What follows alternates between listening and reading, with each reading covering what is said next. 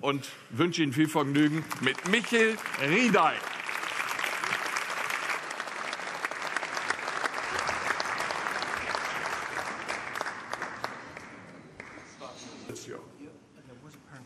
I will give it, it's my duty to give you this wonderful machine. Wonderful. Yes. And this is the, if you have to, on the next and back. Okay. Vielen Dank.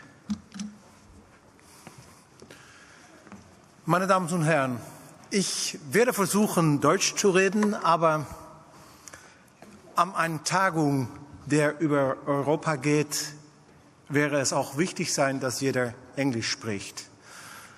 Sonst vielleicht werde ich am gewissen Moment nach Englisch schalten, weil Reden in Deutsch sehr schwierig ist, weil wir immer die Assoziation haben mit der Rudi Carrell.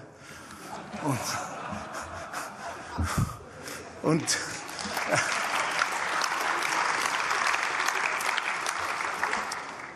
deshalb werde ich jetzt schon nach Englisch schalten. Ladies and gentlemen, I have to apologize that I speak English today, since, as I already stated, a Dutchman speaking German always feels very embarrassing, since either word seems similar, however, it's quite different in German. Heute, und ich versuche es in Deutsch, aber es wird nicht klappen. Heute werde ich reden über Europa als ein kulturelles Projekt, weil ich glaube, dass was vielleicht die wichtigste Tatsache ist für das europäische Projekt, ist die Konstruktion einer kulturellen Identität und nicht eine europäische spezifische kulturelle Identität, sondern eine Identität, die die Eigentümlichkeiten eines Standortes respektiert und die Eigentümlichkeiten einer gewissen Platz am Erde feiert, sozusagen. Okay, so Europe as a cultural project and architecture in Europe as the construction of a cultural identity. So what we're going to do today, we're going to discuss public domain, conventions, architectural conventions, and identity. And I would like to claim that one of the specific tasks of a contemporary architect within Europe is to acknowledge this necessity of creating an identity and to acknowledge the necessity that either place on earth demands a specific cultural expression. And I would like to dwell upon two, let's say, trains of thought today. One is, of course, starts with Jakob Hittorf, although a beautiful German name. He's well known in Paris, and of course he came from Alsace-Lothringen.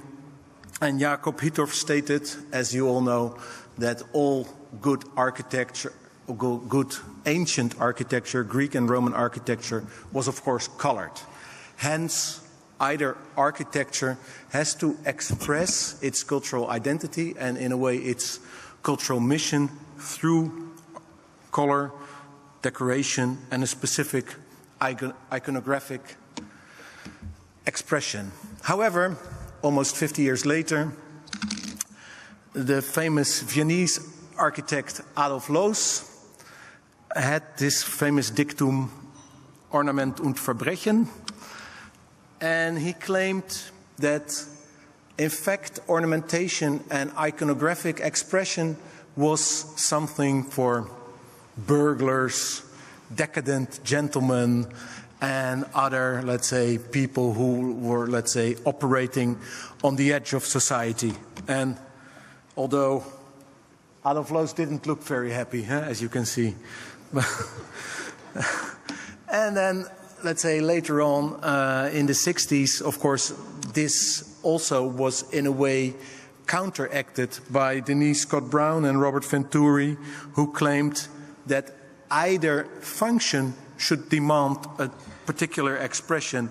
And in this case, of course, their famous warehouse along a motorway near Philadelphia was, of course, kind of veneer of expression added to a kind of box-like structure.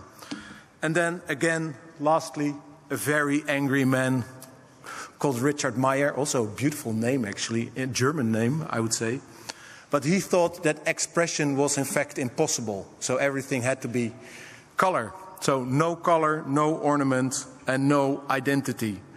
Hence, he claimed that either architectural invention should in a way anticipate on a globalized world and should act within a globalized world.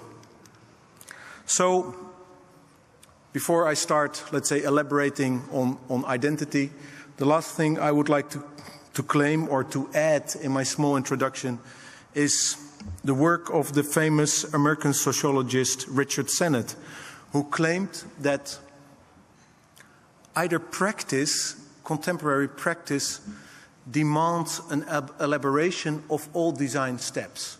And as you know, our profession, like all contemporary professions, is under this kind of permanent pressure of division of labor, where the sketch is made by the architect and eventually the execution drawings are made by the Generalplaner, as you would say it in German. So, in fact, as Sennett claims, is that quality of life and quality of work starts with a kind of close relationship between let's say, the artifacts of life and the way the artifacts of life are being conceived, either within your professional life or the way you relate to it. So I would like to claim for now that in order to, I won't say regain self-respect for the architectural profession in Europe, one of the things we should in a way try to discuss on a European level is the way architects tend to be marginalized and our profession tends to be reduced to a kind of star or artist who makes this kind of brilliant sketch, and then eventually the kind of material presence and the quality of the material presence of the building evaporates since a kind of other engineering firms takes over and eventually executes the design. So I would like to claim that we need an expression that gives identity to the place, an expression that could relate to the context where the building is eventually erected, an expression that gives scale to the size of a building that might be gigantic or that might be enormous, and at the same time, due to its iconographic program, it all of a sudden becomes tangible and sized. An expression that demands for beauty, an expression that, of course, uses, let's say, the tactic and haptic qualities of color and ornamentation. So, talking about Europe and talking about cultural identity, what I've brought for you today is a large variety of projects, competitions, executed projects, sketches, but there is one common denominator. Although all the projects I will show are very different and very, in a certain sense, with a very strong material presence or with a very strong iconographic presence, I would like to claim that this kind of strategy is the only or one of the only viable strategies to act as an architect in contemporary, let's say, within the contemporary European landscape. So this kind of search for expression or this search for identity is of course quite visible in the different textures we add to buildings, the different kind of material presence we develop within the buildings. And as a last kind of comment I would like to give as part of the general introduction is that the famous Polish philosopher Zbigniew Bauman, again quite a German name although he's Polish, he claims that either of us has in a way a transcendent or a fluid identity. So we always belong to different parties, different collectives, different groups simultaneously. I'm part of my rugby team. I am also a professor at the Technical University.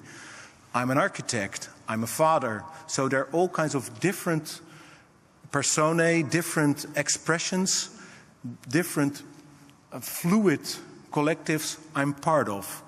And one of the questions I would like to pose today to you as professional architects is whether the buildings you're designing should express this.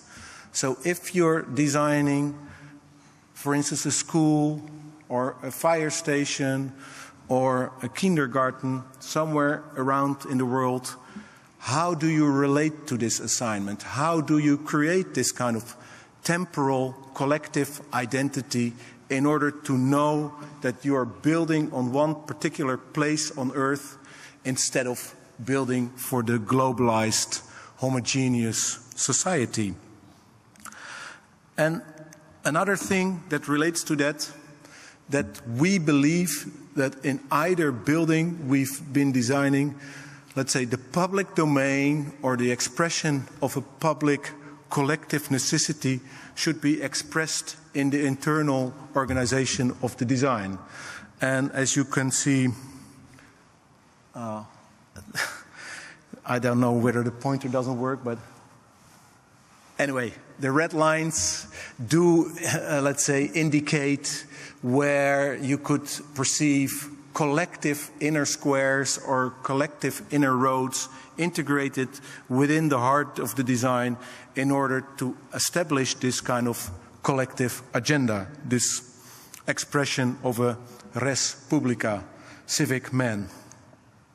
So, in our perception, Europe is quite vast. It starts at the Ural and it ends somewhere in Ireland.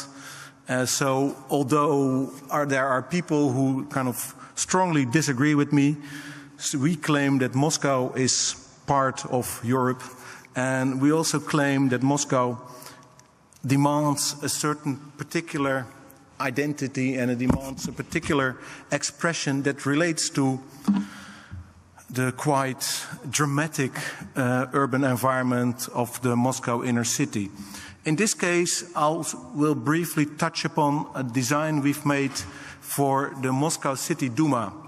And as you can see, we opted for a very, let's say, massive volume. And we opted for this volume in order to have the possibility of erecting the large City Duma as the expression of Russian or city democracy, as a kind of large window opening up on the Moscow River, and at the same time expressing the necessity of a democratic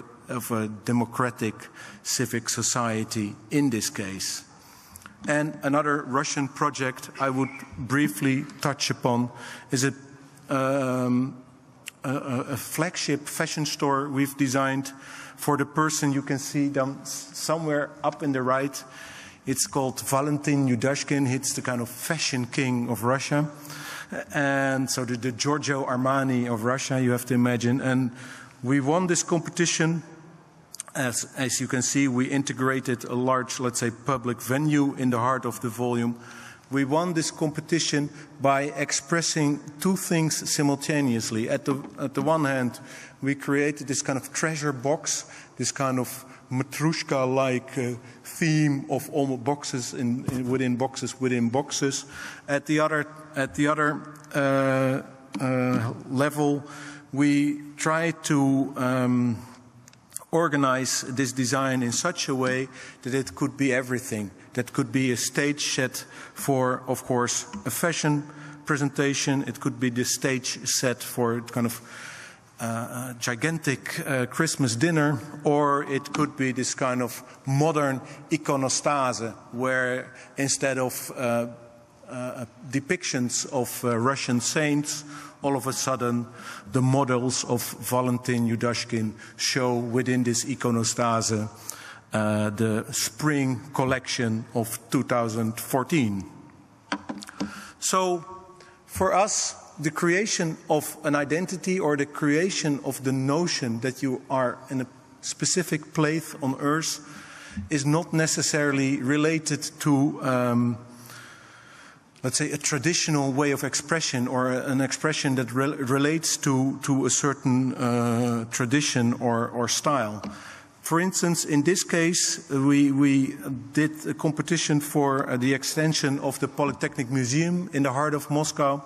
And what we were searching for is actually two things. On the one hand, as you can see, we excavated this large pit, and this pit opened up directly to the Moscow subway system. At the other hand, we created this large roof structure, and this roof structure is as this kind of gigantic piece of Russian engineering hovering above the building, and at the same time offering the visitors a view on the Kremlin and the Moscow inner city. So architecture relates to its site. Architecture relates to its assignment, but architecture should always, as I said, create this kind of temporal moment of this collectivity using the building. In this case, it's of course, let's say, a more obvious relation between the nature of the assignment and the nature of the expression, where we opted for a large container-like construction, and the building comprises all Dutch shipping and transport education. And as you could have seen in the previous slides, in a way the building embraces two views. One view on this kind of periscope auditorium on the top viewing towards the sea, and this large lower window viewing towards the river. And of course, let's say, the analogy with all kinds of equipment of ships, and the analogies with a kind of expression that relates to our maritime heritage is of course quite important in this building. Or in this case, where we established a print workshop, and the print workshop was cladded with a poem, and if you walk 7 times around the poem, or 7 times around the building, you can read the poem.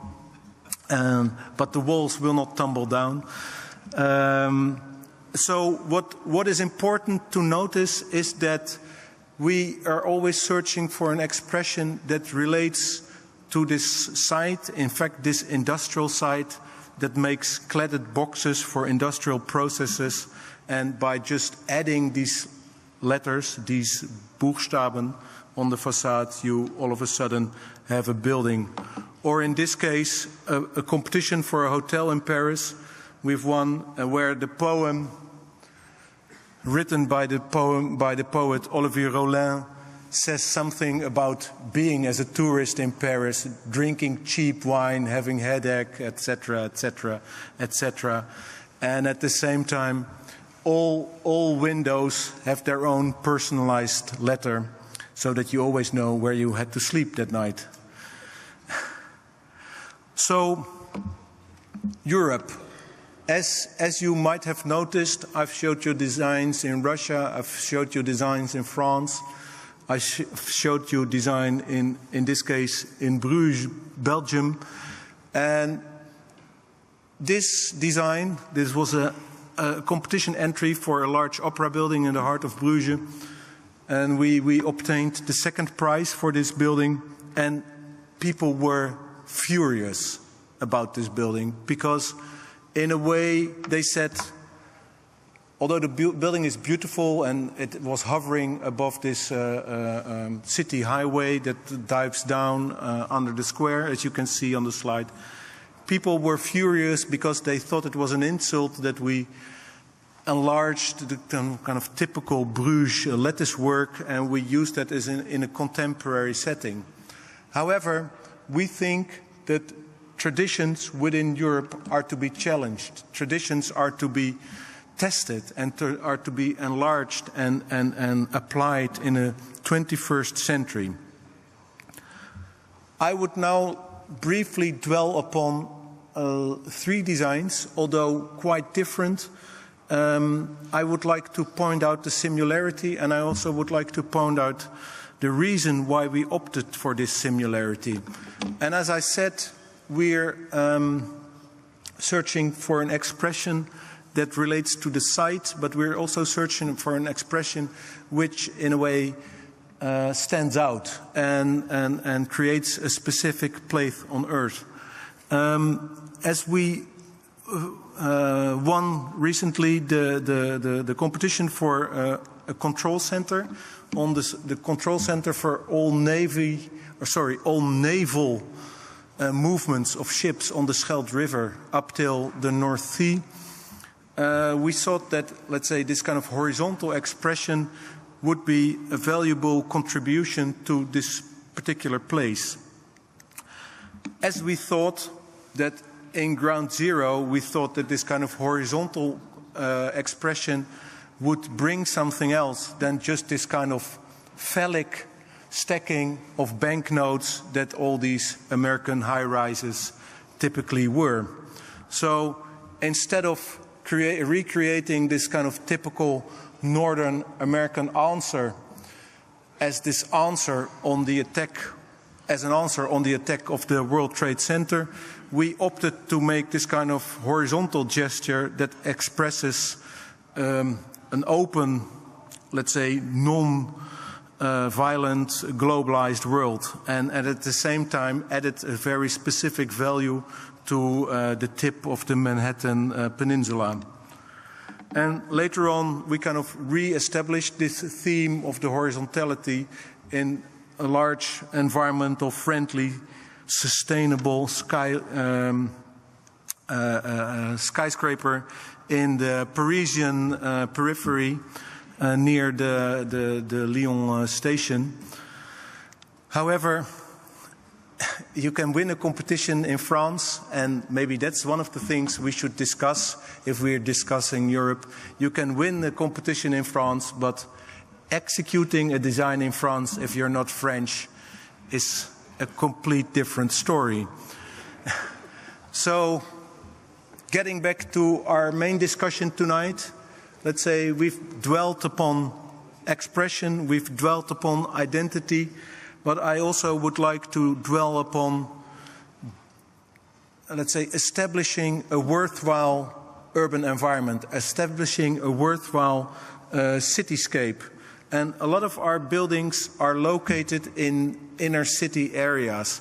And as I already mentioned in the introduction, the schemes delineating this red line always show the way we've integrated, let's say, the public domain within the design effort. And in this case, we executed, we won a competition for a library and a school of arts and a small museum in the inner city of Arnhem.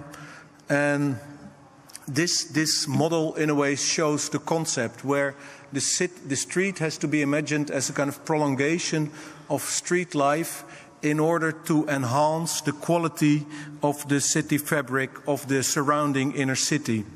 And the building is recently completed. It will be opened the 10th of December by our former Queen Beatrix. And one of the things we were searching for is an expression that mediates between a kind of modern expression of this kind of vast contemporary insertion in the city fabric, and at the same time we were searching for an informal building where the informality was expressed by kind of large oak frames, and within these large oak frames everybody could add the things they want to say along this street as this kind of public interior advertisement. So, and at the same time, of course, the building has this very specific architectural articulation where all windows are, in a way, disappearing behind this strong vertical ornamented yellowish colored concrete bands in order to create a building that is abstract, that doesn't reveal the position of the windows on a certain level, and at the same time is quite legible, since this street that goes up and meanders through the volume is clear whenever you're in the surrounding city fabric. So, what I've been saying so far relates to culture, relates to Europe, but I would like to show two buildings in order to conclude. One building is a building we've built 6 years ago in Hilversum, and you might claim that this is maybe the typical or the most typical Dutch building we've executed so far. It's the heart of the Dutch television industry. So if we would encounter Rudy Karel, we could maybe encounter him there. And we opted, I'd say, for three distinct expressions. On the one hand, we opted to express the fact that either archive or either museum in that respect is a burial site, is a necropolis where things are buried for the future generations. So we opted for an expression that in a way conveyed that, an expression where you have this kind of large stone base with glowing red windows behind it, and above that, as a secondary expression, this kind of silvery spaceship hovering above it as a kind of illumination or evocation of what architecture related to the television industry could be. And the last element I would like to touch upon in this design is the facade.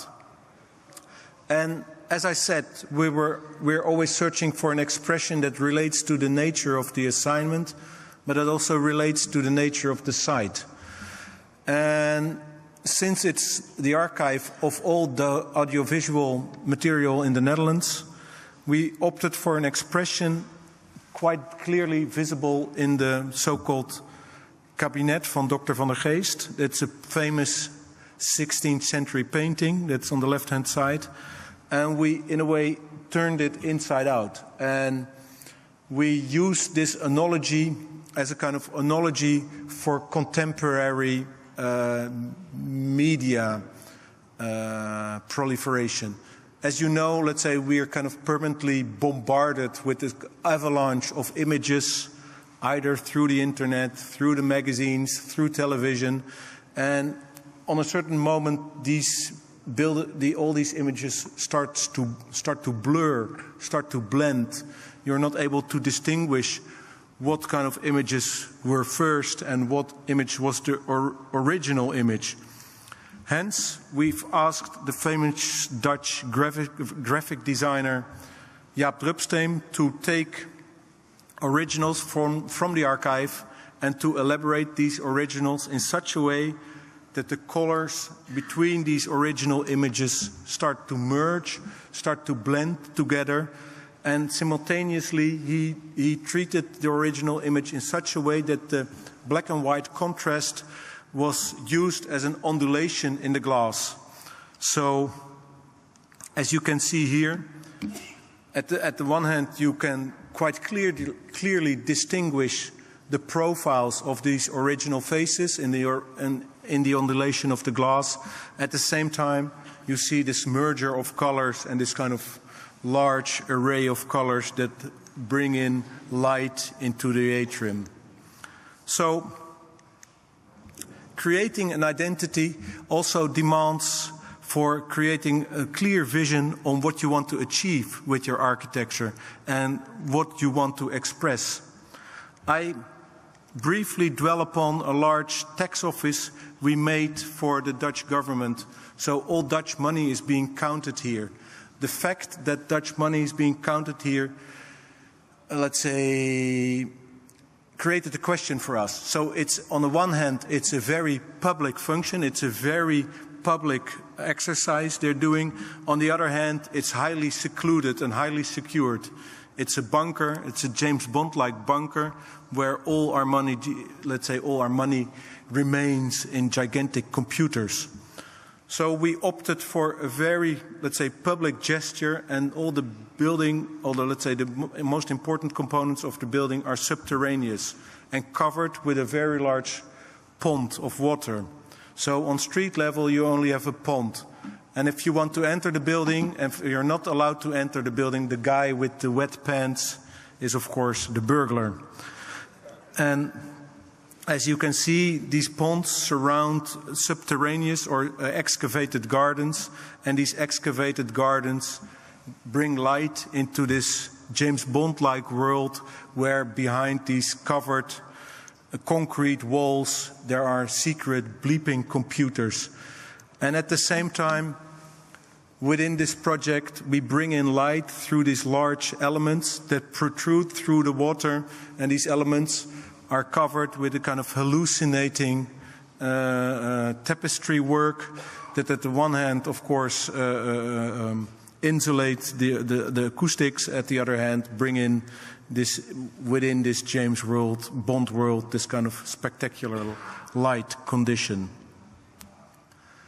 So the last project I briefly would like to dwell upon is a museum we've made in Antwerp.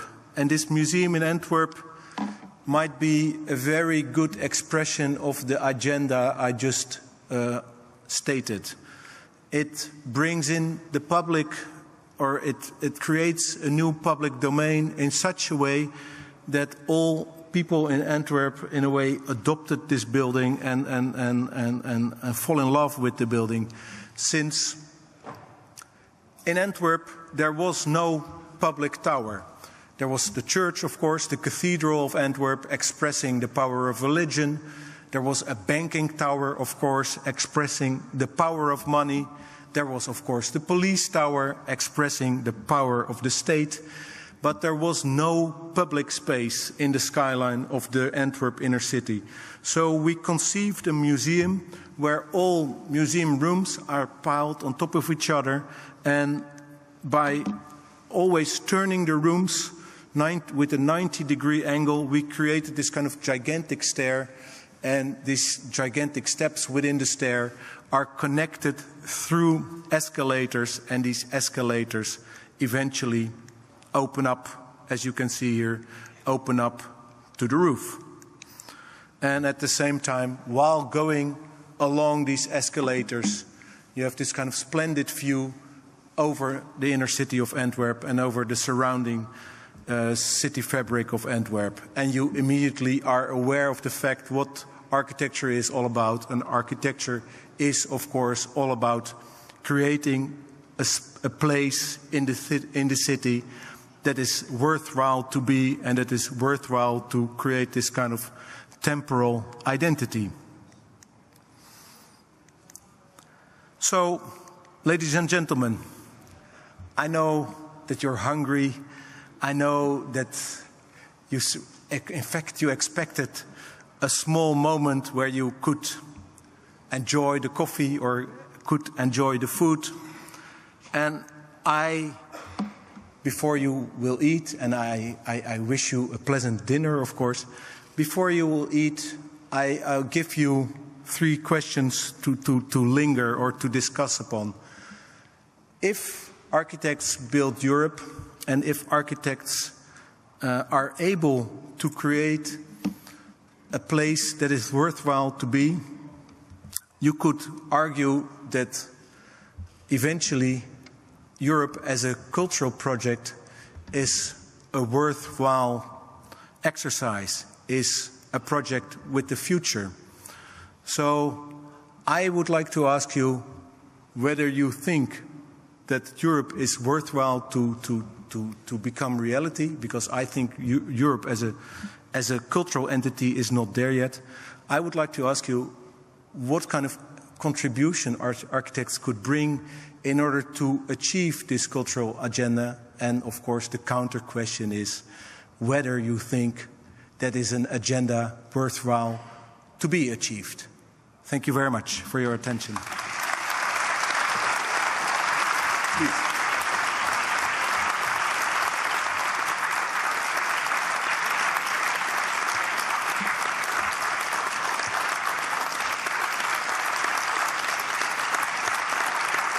Professor Michiel Riedijk, please allow me to give you one question. We have seen you have done a lot of work abroad, international work. Is there any difference between Netherlands and other countries in planning and building in public buildings? I think that is a very good question. Let's say in Europe, almost every country is completely different. So if you start with the fire code, for instance, the fire code in Hamburg is already different from the fire code in Munich, and the fire code in Munich is completely different from the fire code in Paris. So on the level of the technicalities, there are, I would say, an endless number of differences. On the level of the culture, there are probably even more differences. So if you're building in France, for instance, you should never talk with your bouwheer, with your client before lunch. And you should never discuss work during lunch, etc., etc., etc. So I would claim that we should enjoy these differences. I definitely do not plea for homogenizing these differences. I would plead to enjoy the differences, since the differences are relevant and are to be used in order to come to an architectural project. Thank you very much. So, und das Schlusswort des heutigen Tages und Abends hat jetzt der Präsident Ernst Uhing.